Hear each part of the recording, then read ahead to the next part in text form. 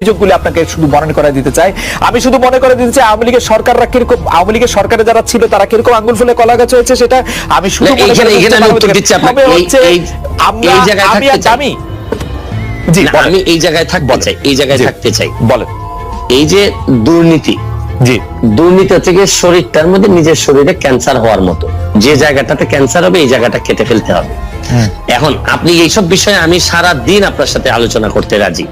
বঙ্গবন্ধুর চেতনা, বঙ্গবন্ধুর আদর্শ মানে একই সাথে আপনি এই কথা বলে আপনি দুর্নীতি করতে পারবেন না।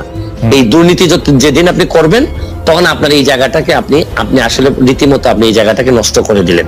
এই ব্যাপারে আপনার সাথে আমার কোনো দ্বিমত নাই।